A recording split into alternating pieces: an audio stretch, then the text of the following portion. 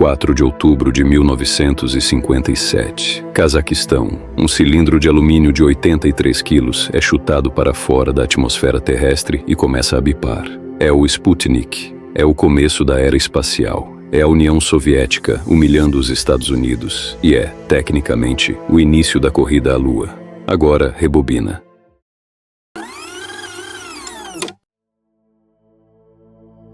54 anos antes. Moscou, inverno de 1903. Um velho magro, de barba branca, morre de pneumonia dentro de um abrigo para indigentes. Ele deu o próprio casaco a alguém que sentia mais frio. Passou a vida dormindo em cima de um baú, comendo pão duro com chá, recusando-se sistematicamente a ser fotografado. Trabalhava numa biblioteca. Nunca publicou um livro em vida. Achava a propriedade intelectual uma imoralidade. Esse velho é o motivo do Sputnik. Não estou sendo metafórico. O menino que ele adotou intelectualmente numa biblioteca de província se chamava Konstantin Tsiolkovsky. Tsiolkovsky é o pai da astronáutica russa. E Tsiolkovsky só quis fazer foguetes porque Nikolai Fyodorov o convenceu de uma coisa muito específica, que a humanidade precisava aprender a viajar entre planetas o mais rápido possível, porque não ia caber toda a gente aqui na Terra depois que a gente ressuscitasse os mortos. Isso é literal. Está tudo escrito. Chama-se a filosofia da causa comum.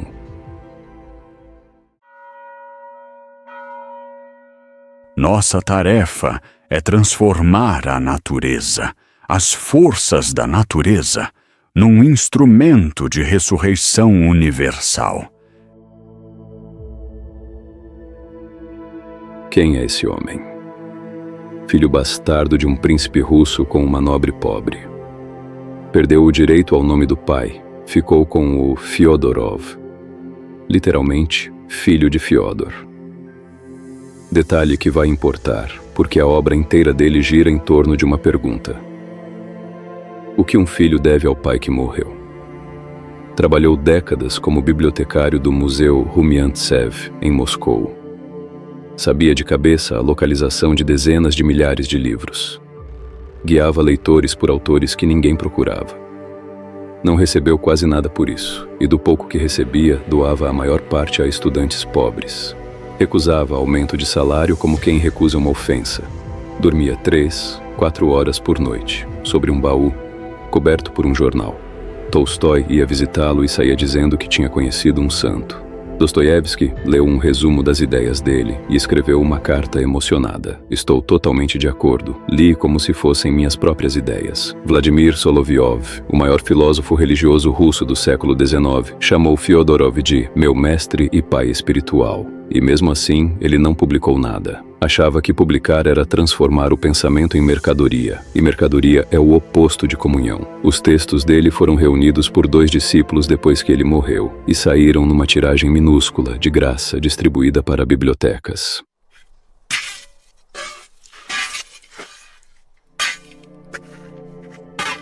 Agora vamos ao problema que ele estava tentando resolver, porque é aqui que a coisa fica desconfortável. Fyodorov olha para o mundo moderno e vê uma coisa que ninguém mais está vendo. Ele vê que a humanidade inteira está organizada em torno de uma tarefa errada. A gente compete, produz, consome, vai à guerra, faz mais filhos ainda. E cada geração enterra a anterior e finge que isso é natural. A morte, para ele, não é natural. A morte é uma falha técnica do universo que a gente, de tanto conviver com ela, começou a chamar de destino. E aí, ele faz a pergunta que vai virar a obra dele do avesso. Que absurdo é perguntar por que existe aquilo que existe? E como é natural perguntar. A tese é a seguinte. A humanidade tem uma única obrigação moral verdadeira, e ela não é reduzir a pobreza, não é acabar com a guerra, não é chegar à justiça social. Essas coisas são consequências. A obrigação de verdade, a causa comum, o obstidelo, é ressuscitar fisicamente todos os seres humanos que já morreram. Todos, cada um, do primeiro caçador do Paleolítico até seu avô que morreu ano passado. Como? Fyodorov leva a sério. Ele não está falando de metáfora, não está falando de continuar vivo na memória. Ele quer o corpo de volta. E ele diz: os átomos dos nossos ancestrais não desapareceram, eles estão espalhados no solo, na atmosfera, dissolvidos no oceano, arrastados pelo vento. A tarefa da ciência, não da filosofia, não da religião, da ciência, é aprender a reunir esses átomos e recompô-los. Ele está escrevendo em 1880, muito antes da genética, e mesmo assim intui que o corpo é informação organizada e que, em princípio, informação organizada pode ser recuperada. E aí vem o problema logístico, e aí você entende Tsiolkovsky. Se você ressuscitar todo mundo que já viveu, a Terra não comporta. 100 bilhões de pessoas não cabem num planeta. Portanto, a humanidade precisa colonizar o sistema solar. E depois, outros sistemas. Não por curiosidade científica, não por sede de conquista, por dever filial. A gente precisa de espaço para acomodar os ressuscitados.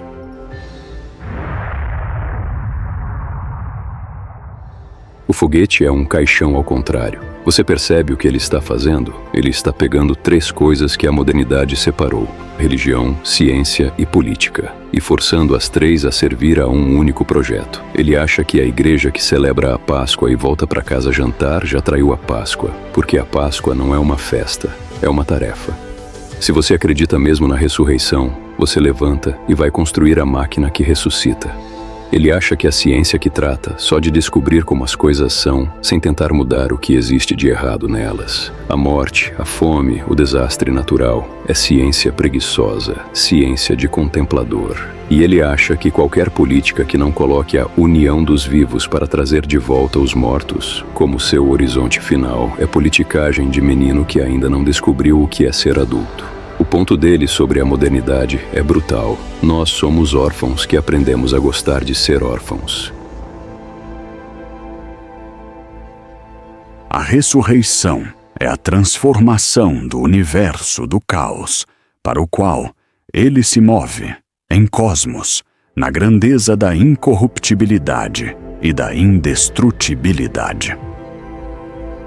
Você provavelmente está pensando que isso é insano. Bom, era o que muita gente pensava. E é aí que a história fica engraçada. Porque as ideias desse bibliotecário maluco viraram, sem exagero, o subterrâneo cultural do século XX russo.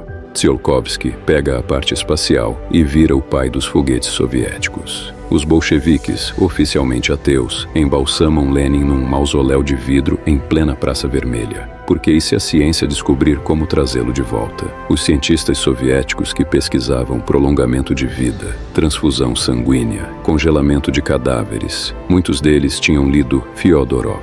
E hoje, um século depois, o Vale do Silício vive falando de longevidade, extensão radical de vida, carregar a consciência para a nuvem, criogenia. Todo mundo achando que é ideia nova. Não é. Já estava tudo escrito em russo por um sujeito que dormia em cima de um baú. Mas o que faz esse livro insubstituível não é ele ter previsto Elon Musk. Qualquer futurólogo prevê alguma coisa. O que ele fez, e ninguém mais fez do mesmo jeito, foi transformar a piedade filial, aquele sentimento antigo, camponês, de dever para com quem te deu a vida, num programa científico para o universo inteiro.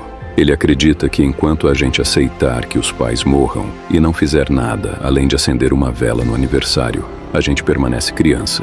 Só se torna adulto quem assume, como tarefa, devolver a vida a quem lhe deu. Você tem 5 minutos para pensar nisso. Seus mortos, pai, mãe, avó, o amigo que se foi cedo. Você aceita no fundo que eles não voltam? Ou você aceita porque te disseram que era para aceitar? Fyodorov diz que essa aceitação é a maior imoralidade da história humana. E que qualquer projeto civilizatório sério, inteligência artificial, biotecnologia, exploração espacial, qualquer coisa que não tenha no fundo a ambição de reverter a morte, é só entretenimento. É gente adulta brincando de menino enquanto os pais apodrecem no chão. Você não precisa concordar com ele. Provavelmente você não vai. Mas depois de ler A Filosofia da Causa Comum, você não consegue mais olhar para um cemitério, para um foguete, para uma sala de terapia intensiva, sem ouvir a voz desse bibliotecário morto de frio perguntando com uma calma insuportável: e se ele estivesse certo? O livro está esperando por você. E ele, tecnicamente, está esperando para voltar.